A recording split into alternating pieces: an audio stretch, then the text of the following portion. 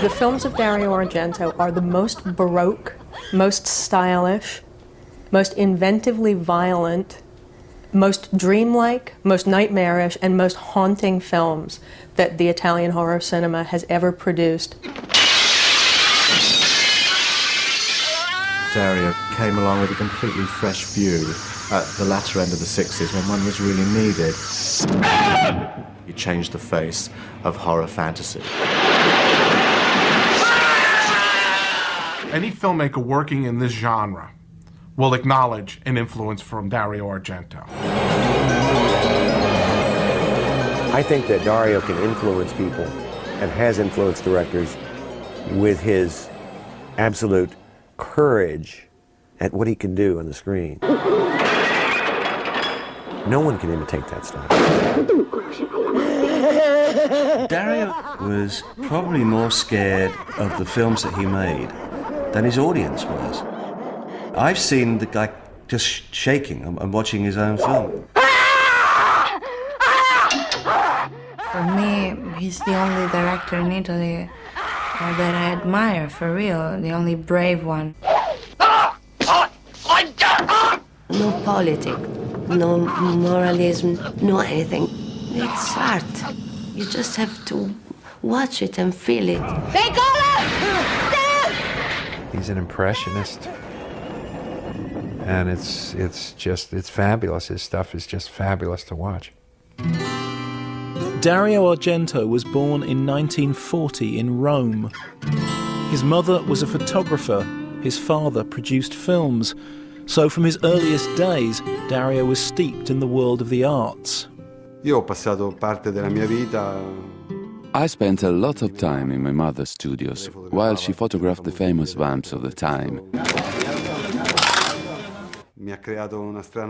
It's strange, but I do have this affinity with a female face.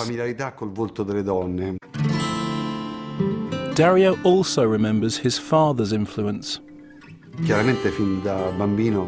When I was a child, we always talked about the cinema. We discussed it constantly.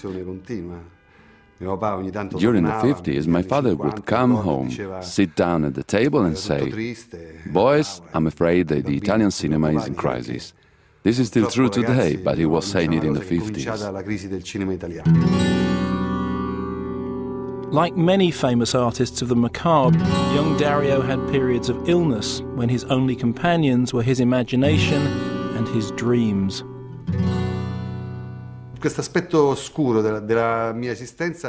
There was a dark, shadowy aspect to my personality, because I like to stay alone. I like to be alone and read for a long time. I lived in my own fantasy world, created from books and filled with strange adventures. And I would read all the time, but I went children's books. I read Shakespeare. I read 1001 Nights, full of sex and beauty. After this, I read the stories of Edgar Allan Poe, which were my first formative introduction to the world of the occult.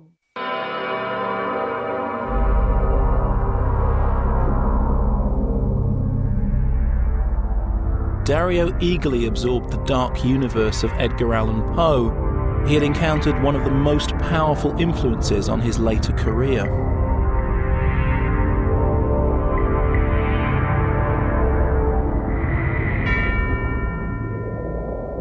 Poe's fevered, hallucinatory visions were not so far removed from the dreamlike qualities of the movie screen.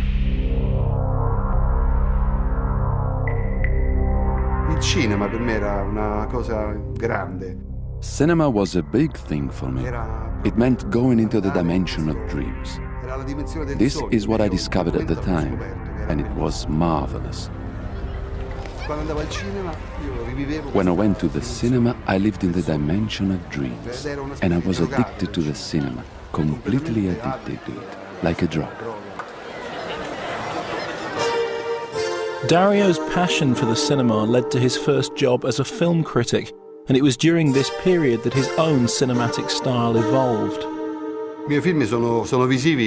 My films are always visually striking because, as a critic, I liked that sort of film with strong images. In fact, when I met Sergio Leone, it was maybe the first time in my life that I met a person who also reasoned in terms of images. It seemed to me like a fantastic thing, new, beautiful. I liked him very much for this. And it was Sergio Leone who gave Dario his first opportunity to work on a film. He believed in me at that young age, even though I was just a critic, and with great courage he gave me the opportunity to write Once Upon a Time in the West with Bernardo Bertolucci. I became aware of Dario's name when I saw Once Upon a Time in the West, this great Western that I fell in love with. And I thought it was wonderful when it came out. It was a real big, giant opera. It had some pretty impressive credits on it. Bertolucci and Dario Argento and Sergio Leone. And I said, who is this Argento character? After working with Leone, Dario began developing a script of his own. His ambition at this time was simply to write. Mi vende l'idea, però potrei farlo meglio io, che se non altro. Then I got the idea that I could do it better myself. At the time I knew cinema only in theory, because I had been a critic. However, I felt I could do a better job. So I asked to be able to do this, and it was very difficult. My father helped me a lot, and together we spent more than a year and a half trying to find the finance for my film. The Bird with the Crystal Plumage, Dario's first thriller, also turned out to be his first commercial success.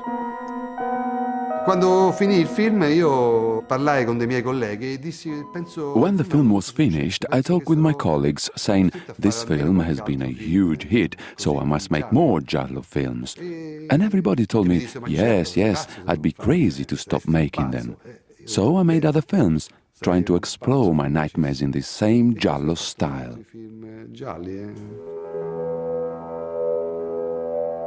The term giallo derives from the lurid yellow-paged paperback thrillers which were popular at the time. Mario Bava had introduced them into films, but Dario was to add an operatic and graphic style that was all his own. Argento's distinctive approach was strongly evident in his next two films, Cat o' Nine Tails with Carl Malden and James Franciscus, and Four Flies on Grey Velvet, which starred Michael Brandon. It was fascinating, very different, had a style about it that was really compelling. And so I call my agent, I say, this guy knocks on my door. I don't know how he found where I live. You know, this was up in the hills, this place. And anyway, he says, what's I said, Dario Argento. He said, kidding? Dario Argento is the most popular director in Italy. I said, seriously? He said, more money than Fellini, this guy's movies. He's unbelievable. There was, however, one small problem to overcome. So the next thing is I'm flying to Rome. And all of a sudden Dario comes in, and he looks at me and goes, oh, no. And there's a whole conversation going on. I go, what's going on? What's wrong? Finally, there was a girl named Patrizia, and she was the translator of the script. And she said, your eyes. Is something wrong with my eyes? What's wrong with my eyes? They said, the wrong color. Wrong color? What do you mean? My eyes are the wrong color. It's all a matter of lighting. They go from brown to yellow to hazel. They change colors. So all of a sudden, Dario's got a light, and he takes the light, and he's going, okay. Now we're all settled. Everything's okay now. We'll stay. Brandon has more vivid memories of the time he spent with Dario. I'm having lunch. He walks into the dining room, and he sees me eating. He says, what is he? Oh, no. Incredible. And he's screaming and hollering like this. Patrizia, what's going on? You ate lunch. Yeah, and in my country, actors eat. You know, we all eat, same as everybody else. You know, but you have a bathtub scene after. We know it's canceled. Why you cancel it? It's very bad to take a bath after you eat. And this can only happen in Italy. Even after Dario became a director in demand, his father continued producing his films. Italian family ties are strong. My father had experience. He made a lot of movies before Dario. So they love each other, of course. And when I joined them in some 1973, it was like making together an old family, you know? The three of us together. It was very nice. And nothing is better than that. Their first collaboration as a family was a historical drama, The 5 Days of Milan. It was nothing like the style that fans had come to expect, and it was not a commercial success.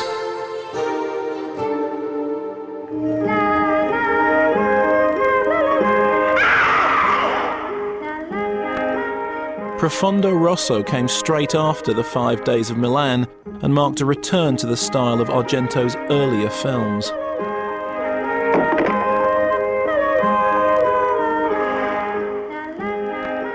It was also the first of several collaborations with actress Daria Nicolodi. Good evening. Hi, everybody. Okay, who told you? We met at the airport. I was going to South America, he was going to Africa. And he was unhappy with this woman, I was unhappy with this man. Our eyes, you know, mixed. As it happens, the victim was rather famous around here. But then we met again for the casting of Profondo Rosso of Deep Red. Get me Gozzi in here. No, il film venne. Pensavo che quando lo feci. While I was shooting this film, I thought this is interesting work, and I was trying all sorts of new things, really pushing the boundaries between thrillers and horror. I also came to know Daria Nicolodi. It was our first film together, and I started a relationship with her. I stayed with this beautiful and important woman for many years. Do you want to do it properly without actually cheating? All right. It was a volatile relationship, and during their time together, Dario and Daria had a daughter called Arzia. Dario's eldest daughter, Fiore, from a previous marriage, remembers the two of them well. I was the eldest, so I picked up more of that period compared to Asia. I've never seen in my life a couple loving so much one another. They really fell in love in a deep, complete way. And they were like one person. Oh, no. I've got to get in on this side. The lock's broken on the other door. Sorry. She was the muse, also poets and artists all over, because she just makes you think about things. Oh, I should have warned you about that, see? I think it was a very good relationship when it was good with them. Even if it was, I don't know, they were fighting a lot, but it was creative, and sometimes you need this pain and this nightmares to be alive. There's no question in my mind that Daria Nicolodi put Dario on a completely new track. I mean, if it had not been for her and their relationship at that particular time, we would not get Suspiria.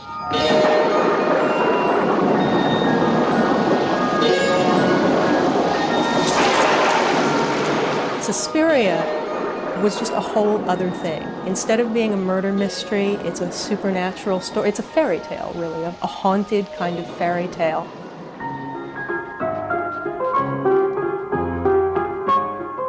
Suspiria was the opening film of a still unfinished trilogy about a coven of mysterious evil figures known as the Three Mothers. Suspiria is one of the all-time great horror movies ever made. It's terrifying. It's like a bad dream. It's like a nightmare. It's like being trapped in a nightmare. The part of the movie that gets me so much is the very beginning, which opens so strangely and simply, but all of a sudden, I'm in this airport walking with this girl out into this rainstorm. She's trying to catch a taxi. And you see these fountains of water cascading, and all of a sudden I'm very disturbed by what I'm looking at. I don't know why. And that movie is an incredible work of art.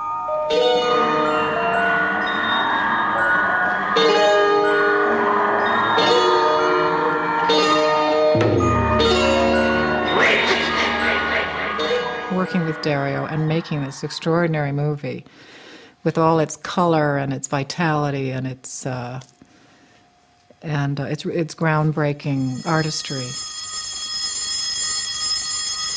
I knew that what he was doing was beautiful and very interesting, but I didn't know how groundbreaking it is.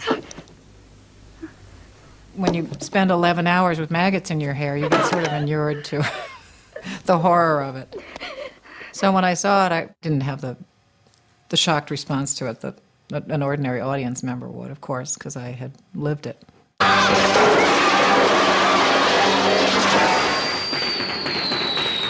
I put Suspiria in my top 3 best horror movies of all time. I think Suspiria has got an attitude and a feel and a sound to it that is a true nightmare. It's a real nightmare. Suspiria was the second of Argento's films with a soundtrack composed and performed by the Italian rock group Goblin. It's stunning. That simple little melody line over and over again could create that much tension. What impressed me was the quality of the soundtrack from Suspiria was its absolute simplicity, but its effectiveness. In other words, had it been more complicated, had it been the John Williams Mickey Mouse kind of score that you hear all the time today, that movie wouldn't have been half as scary. The scores that Goblin did for him for Suspiria have got to be among the most amazing scores ever done for a horror movie. They are rooted in progressive rock, basically, but they are bizarre. They incorporate not only musical instruments, but also whines and screams and hisses and whispers, and they are so creepy. Got a little Stockhausen background to it a little bit, and it's got a little bit of rock involved, but if you were going to ask me how to classify it, I wouldn't be able to classify what it was, really, what kind of music it was, except that it sounds European.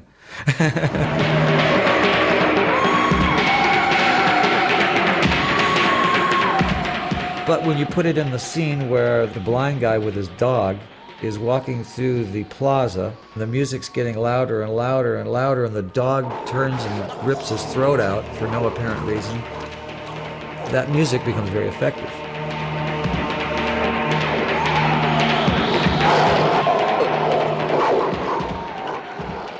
Normally I go home and I write the themes, then I bring him demos or he come in studio and he hear what I'm doing.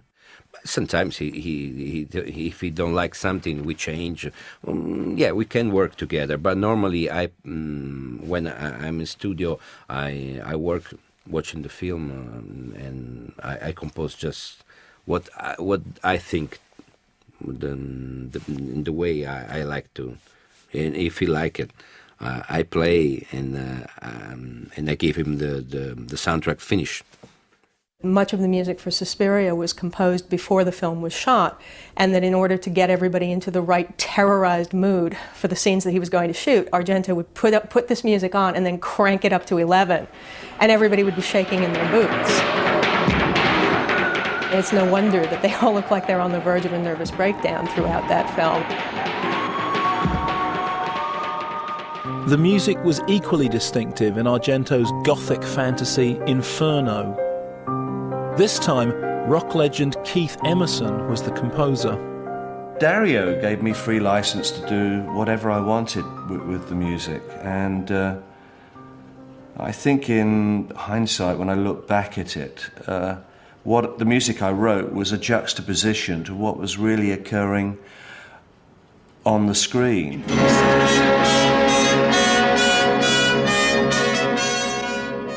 When I was composing it, my sons were like aged between 11, I suppose, and 7 years old, and I had to keep them out of my music room because they wanted to see what Daddy was writing. And every time they came in the music room, I just said, "No, you can't watch this. You'll have nightmares." Dario would say, "You've got to use this piece of Verdi." I said, "Well, if I'm going to do a version of this Verdi piece, I'm going to do it my way." So I actually did it in 5/4. And if you've ever been in an Italian taxi and been bumped around, 5/4 is a very suitable time signature.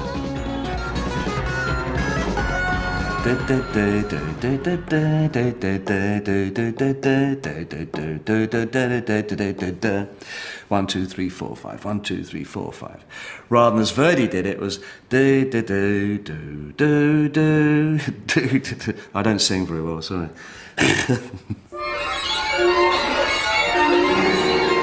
As well as pushing the boundaries of movie music, Argento also pushed the boundaries of movie violence. When you talk about violence in the Italian cinema, I think you have to talk about violence in Italian art generally, and violence particularly in opera, which is the Italian national art. If you print a plot synopsis, even of Rigoletto, it's grisly, it's grim, it's horrifying. You might have some trouble getting that movie past the MPAA. It does seem to be part of the way Italian artists often express themselves. There's a great extravagance in what they do that extends to extravagant operatic violence. And operatic is a word that people often use when they talk about Argento's films. And the fact that he made a film called Opera, I think, is in no way coincidental. Opera has one of the most strongest central ideas of a girl having needles put under her eyes so she can't close them, so she has to look at scenes of abject horror. And this was always his metaphor for his cinema, anyway. And it's like Dario saying, I actually direct these scenes of violence for you to watch them. I do not want you to look away. I have a point to say.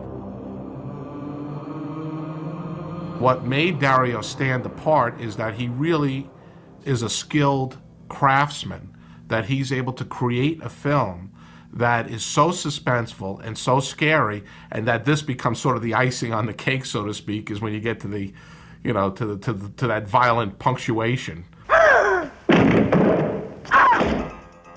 A frequent criticism of Argento's work is that the violence in his films is directed mainly against women. I've heard him saying that women are much more fun to kill, women are much more curious, women are much more interesting, and in a more profound way, there's something with his mother too that's not very clear to me, and I don't know what my grandmother did to him, but he always saw her as a monster, and so he tries to exercise that through his films.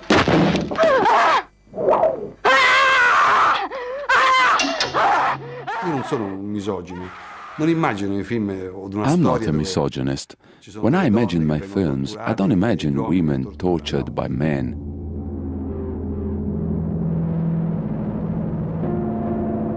Nei miei film ci sono In my films, there are men and women who are cut to pieces. All of the leading actors, the heroes in his movies are women. So it's difficult to pin him with the misogynistic label, per se. I think that he does something that is extremely disturbing to audiences, and that he couples violent death with almost sexual beauty, so that the deaths have a sexuality to them. And that's extremely disturbing to people. I, as a woman, probably should be deeply offended by that, and I'm not. I don't feel that these movies are a blueprint for murderers of the world.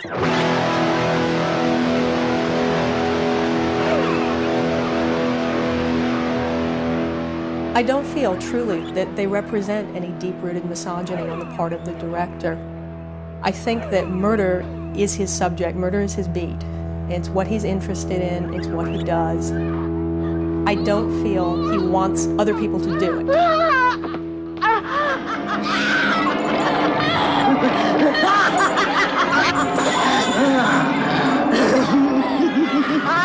Many people began to believe that Dario and Daria's relationship was being charted through their films. In Profondo Rosso, for example, I mean, she's very happy-go-lucky, she's even singing in a scene. And then, of course, in Inferno, she gets murdered in a particularly vicious way. And And then, of course, it goes all the way down from there, from Tenebrae. At the end, she's just screaming and screaming. And then in Phenomena, she looks terrible, and she's like razored to bits by a chimpanzee. And then in Opera, she's actually looking through a keyhole, and the bullet goes through her head, and she flies through the air. I mean, no wonder she hasn't wanted to work with Dario again. I mean, he's thought of more and more vicious ways of killing her off, because I think it actually is symbolic of their relationship. I just don't know what to say about that, but I do hope that my significant other never puts me in a film in which he fires a bullet through my eyeball through a keyhole. It's kind of creepy. Argento's films seem to come from a much deeper place than most, a fantastic world of the subconscious and of dreams, where logical narrative conventions take second place to a more profound emotional truth. Dario told me he has dreams or nightmares, and that's how the story comes into being. He would write down the nightmare, and it would become the script.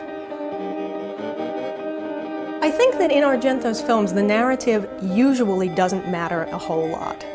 They create this kind of dreamlike space that really, it's like being plunged into an incredibly complicated, fascinating nightmare. And it's somebody else's nightmare.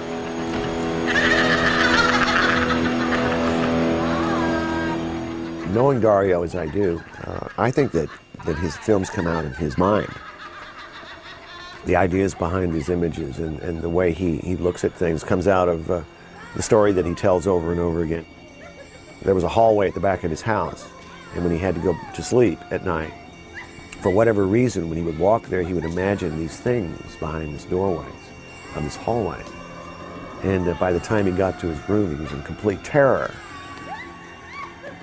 I think when Dario gets an idea, he is basically trying to communicate a kind of,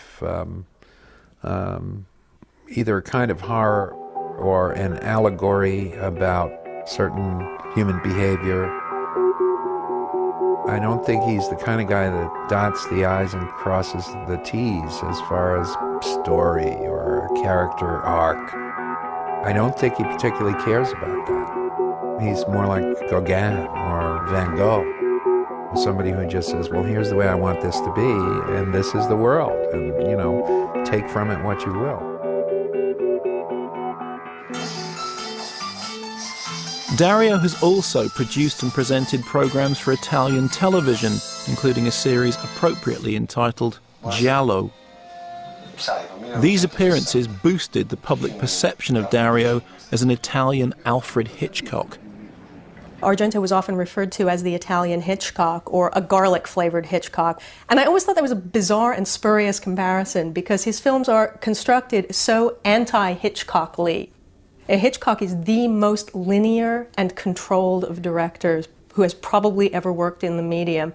And Argento is the least linear, I think, whose work has ever achieved wide distribution and any kind of widespread following. No, Dario does something entirely different than Hitchcock did, only because Dario deals with that kind of genre often, of the crime, suspense, mystery, guy in the black gloves, murder genre. People associate that with Hitchcock, but he isn't really at all. He's actually far away from that kind of cold and precise look at things that Hitchcock was always doing. He's a very far away from that aloof kind of feeling you get with a Hitchcock movie. Dario is very, very different indeed. Much closer to the surrealists, Louis Buñuel, let's say, than Hitchcock. Sarei molto contento di fare una carriera come Hitchcock l'ha fatta. I would love to have a similar career to Hitchcock, but I'm different from him. I'm Latin, and so my films are more passionate. And 30 years on, the world is a very different place from when I started to make films. Dario Argento has written and produced films for other directors too. He helped George Romero, the groundbreaking creator of Night of the Living Dead, to finance and produce his sequel, Dawn of the Dead. L'ho incontrato a New York e poi dopo appunto lui venne in Italia. I met him in New York, and then he came to Italy, and he stayed in a beautiful house near the Colosseum. He wrote the film, and then I stayed with him while he did some shooting. It was a beautiful relationship, and it was the beginning of our collaboration. È stato un bellissimo rapporto.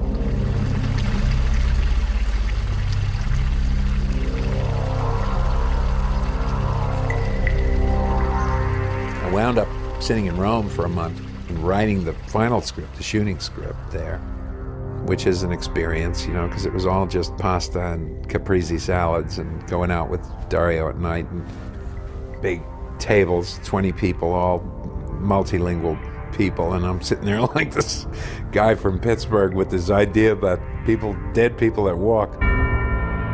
The commercial success of Dawn of the Dead brought Argento and Romero together again. Their next project involved 2 stories from Edgar Allan Poe. Dario and George would co-direct.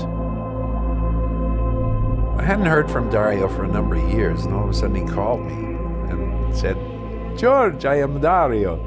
And wow, so we had a great chat, and he said he wanted to do a thing with Poe stories. He would do one, and I would do one, was his plan, and they would be an hour each, or 40, 50 minutes each. And we just had a ball, like a bunch of kids playing with electric trains, you know. I think it's a fun little film. I think that's where he met Tom Savini for the first time, or worked with him for the first time. Dario Argento? Dario is a star in his own right. God, Suspiria, Tenebrae, you know. He's a volcano of the mind. We would sit there and, you know, create this stuff, you know, and just thousands of ideas, and he was like picking the best one. And, you know, he doesn't speak very much English, but we could talk for hours with sign language and, you know, charade gestures and things like that. He's just fun. Tom Savini has always been fascinated by the mechanics of death.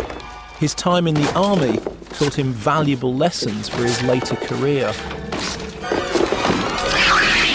The jaw is always slack, maybe one eye is slightly open and closed. Sometimes they die with smiles on their faces, you know. So, and that's what I did in Dario's movie Trauma.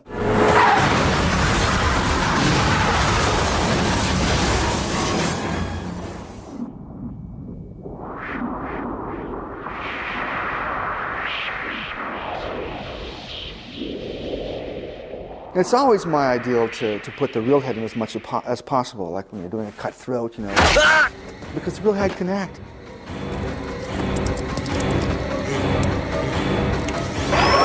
The Brad Dourif head was the best. There's a scene in there where the head falls down the elevator shaft and lands on a spike. It just kind of slides down there after it lands. Well, Dario did that in reverse. We actually pulled the head up on the pole a bit, and then took it right off the pole. So in reverse, it would go chink and then slide, and that was Dario's idea. Argento and Savini dreamt up many bizarre methods of inflicting death. The new somatic was also from Trauma. Imagine in Dario's broken English describing how this machine that you would put on somebody's head would be a garrote that would tighten and take off their head. He left it up to us, and we just got a, you know, electric screwdriver and got sockets, electric sockets, and made something with a bunch of battery connections on it, so it would have the power and a garrote wire, you know, and it really worked. You'd squeeze it, and it would, you know, come in. Precious. In Trauma, a thriller which Argento also directed in the States, it was actress Piper Laurie's turn to receive the Savini treatment. You know, the most difficult part of that is what I had to do before I even left Los Angeles and go to one of those special effects places where they put plaster over you. And I'd done it once a few years before and thought I was going to die because of claustrophobia. They do stick straws in your nose, but still it was very difficult for me. The actual shooting of the beheading and all the frolicking afterwards, was fascinating. I'd never done anything like that.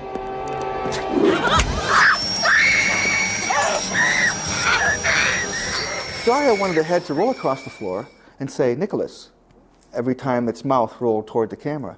I was seated on a revolving stool, and somebody would spin me around on it, and I'd go whirling around so that they get a shot of the head spinning. Of course, it was very close, so you couldn't see that what was really going on. We took the floor and put it behind her on wheels. So they would wheel the floor behind her as she spun on the chair, and they turned the camera upside down, featuring just below the appliance on the neck, and she would go, Nicholas, Nicholas.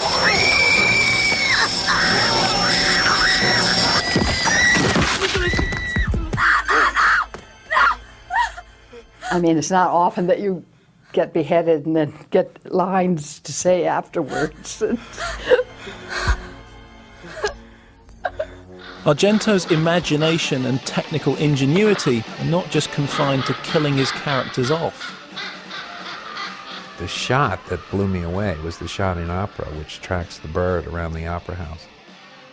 And I still don't know how they did it.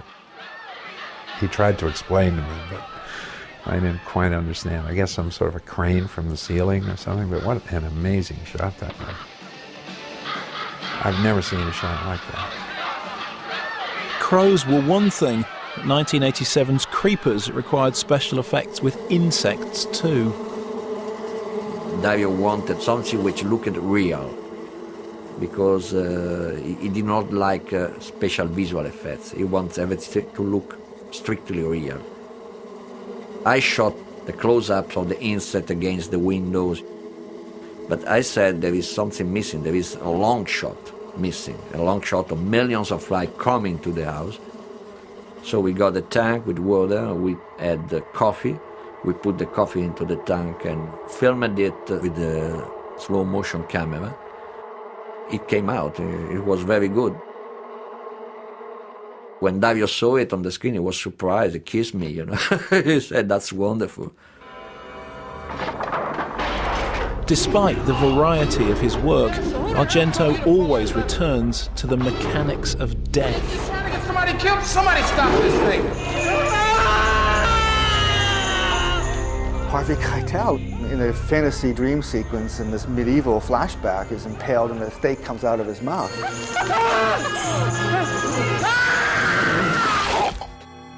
And it wasn't just audiences who were traumatized by Dario's love of graphic special effects.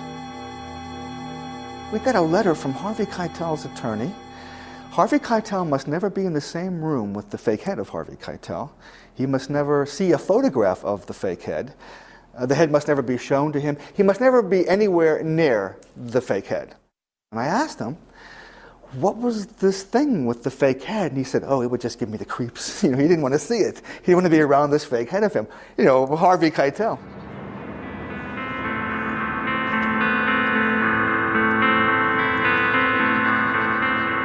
Here in the industrial city of Turin, the organised chaos of a film shoot begins. Dario Argento, master of horror, is busy at work on his 15th film.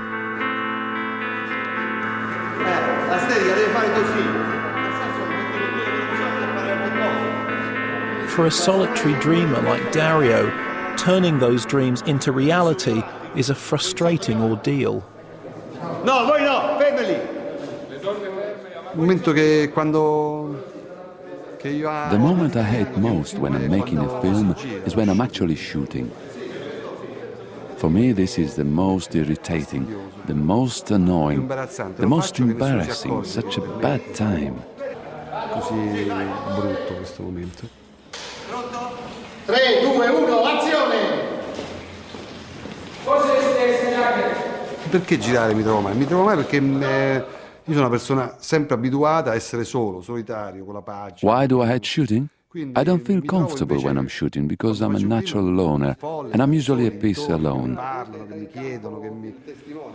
When I film, it's crowded. People talk to me, ask me questions, and this is annoying. But I don't let people see this, and I hope to appear enthusiastic on the set, though I actually hate it. Argento is sometimes said to show far more interest in the look of his films than in the performances of his cast. Molto spesso l'attore pensa, è molto egoista. I think some actors are very egotistical. They only think about themselves without thinking that their performances are only part of the film. They forget about the atmosphere, the architecture, the lighting, everything else. They only think about themselves. This is very hard for me to come to terms with. Questo qui purtroppo è stato abbastanza dura da superare.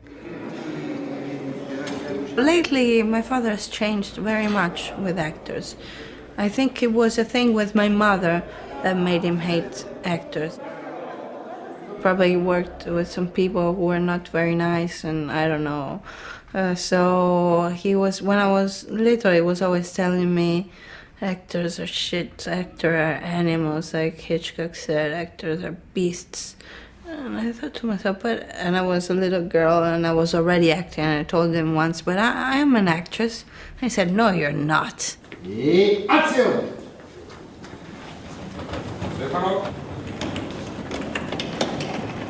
Usually Dario just wants to use them and like move them around the screen. He wants them to act, that's what he's paid them to do. Get on with it, he just wants to sort of move his camera around them, do these fabulous shots, you know, go over them, go under them, go round them. That's what he wants to do, he's more interested in that. Okay. He cares less about performance than about just the position in the frame, and as long as it's appropriate, the expression is appropriately dramatic, whatever. I think that he would probably have a good time working with computer-generated actors. It's surprising to hear that Dario doesn't like actors, because I had such a sharing working experience with him. He was like a child in his excitement. He just, fantastic, fantastic. I mean, guy weighed 88 pounds. You know, he was thin, but he would just throw his body into the air. You know, he just loved it all.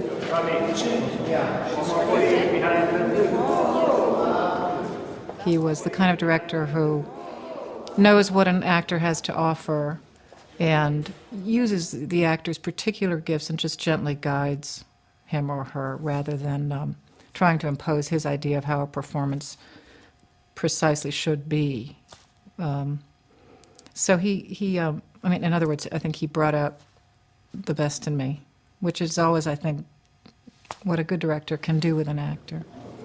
Attenzione, un'altra prova, meccanica, via dal campo. I think my father hates actors that are there like, oh, come on, you have to speak to me, I want attention, I want more. My father sometimes shows the actors, most of the time, what he wants through the movements of his camera. And you have to be smart enough to appreciate that and give your best and direct yourself, just be and not act.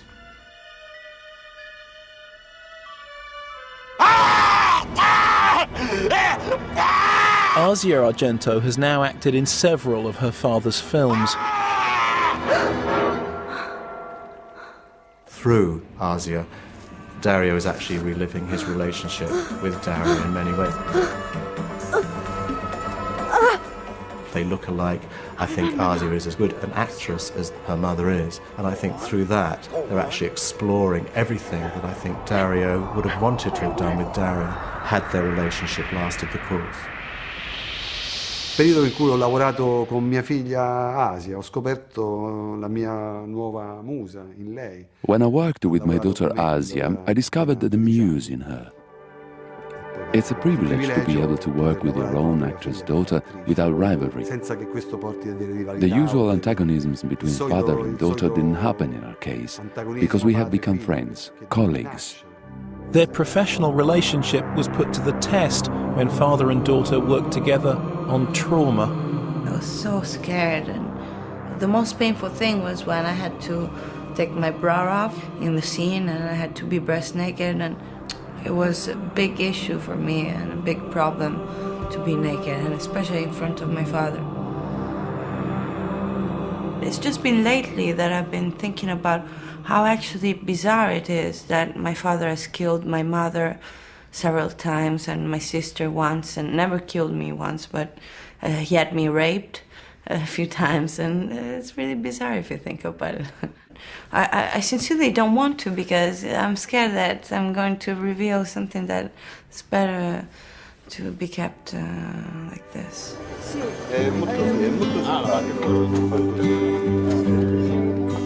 He needs somebody, a feminine character, to represent his curiosity of life and danger and all these things.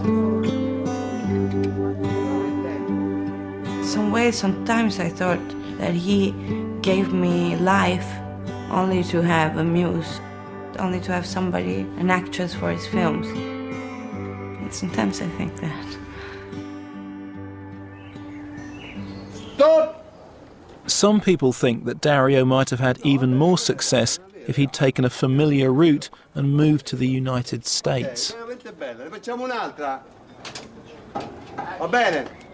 Dario is Italian. Dario has, is completely Italian, and maybe he was even proud to be Italian, you know.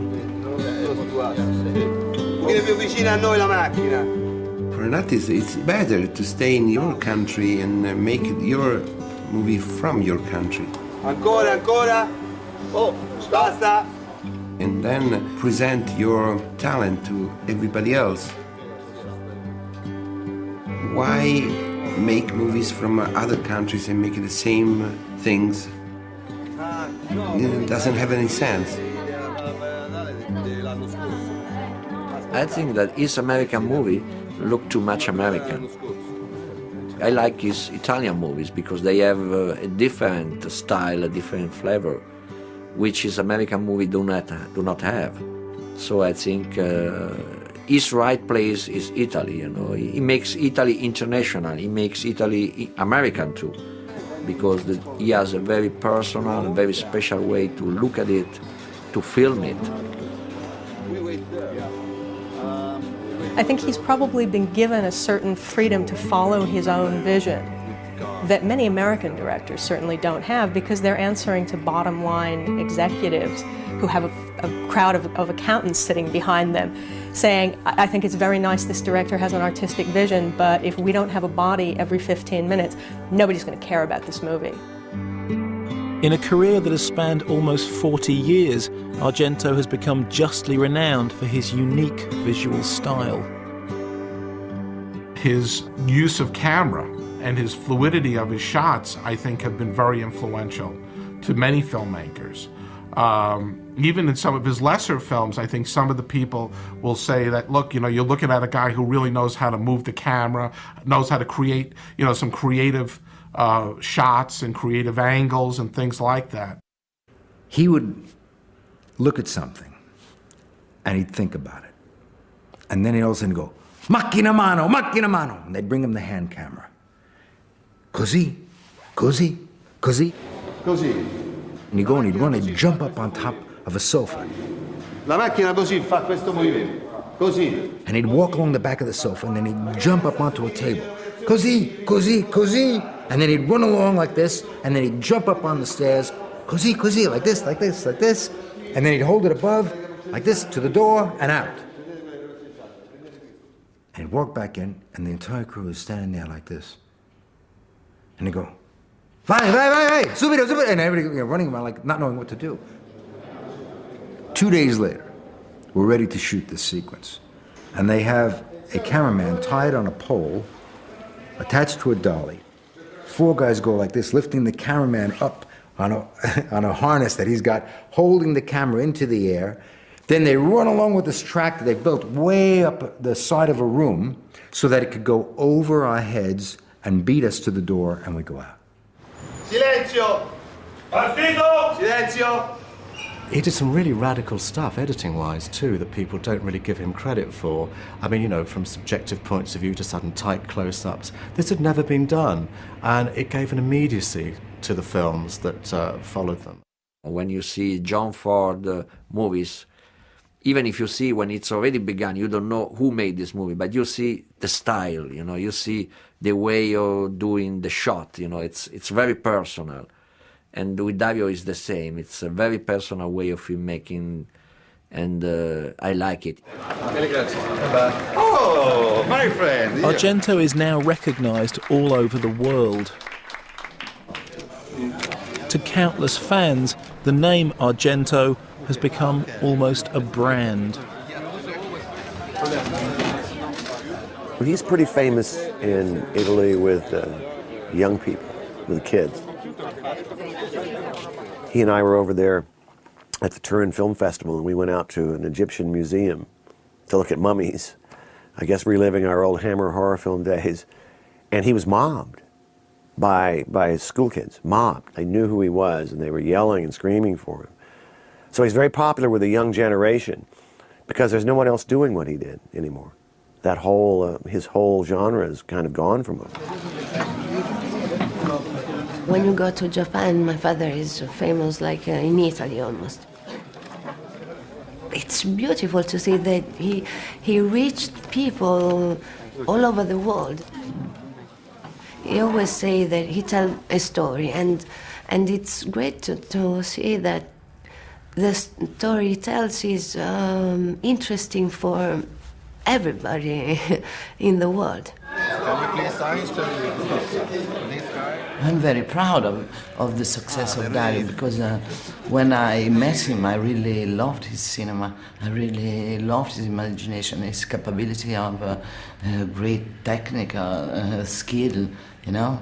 So this remains. I can't cancel this, and this he deserves the success he has all around the world. Ma tutti I medici che ci sono, ma proprio un egiziano doveva trovare. He's great to talk with, to get drunk with, to go out with. We're friends. We have a completely different way of looking at life and the world, completely different kind of life. And yet we both understand the horror movie and love it. And it's fun. It's fun being with him. Io sono orgoglioso. I'm proud, and I'm happy to have made a lot of films. It was interesting to say what I wanted to say, and I was lucky to be able to do it in my own way. I am very proud of one thing.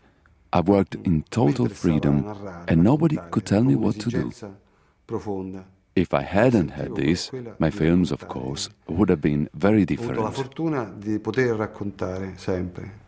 Dario's always had his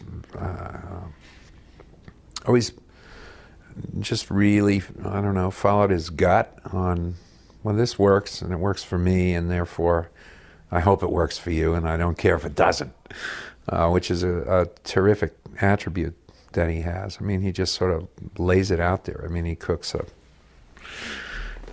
stew, and you don't like the way it tastes, tough.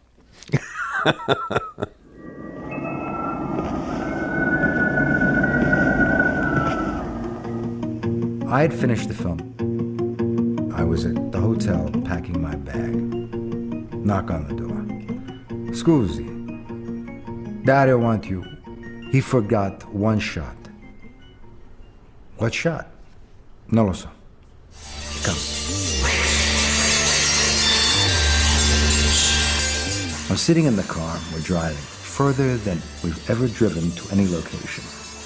I'm thinking, I don't remember any of this, where are we going? And it's getting dark, and we're driving. The next thing is, the guy points at his big door. It's almost like a castle. So I get out of the car, and he drives away. And I'm standing there in the pitch black. I'm thinking, what's going on here? So I go over and I bang on the door, and I swear to you, a guy with a lantern answers the door, and he goes, and he walks off. I was in pitch black, you know, and so I had to like keep up behind him, turning all these corners. And I'm thinking, I am living a Dario Argento movie here, and I'm getting nervous, and I'm thinking, I don't know what's going on here. Maybe they're gonna kill me. Then I turn up and all of a sudden, there's a big shout, and fountains light up, and a whole band begins to play, an orchestra. And it was a farewell party. That was the location Dario chose to have the party. It was a fantastic time.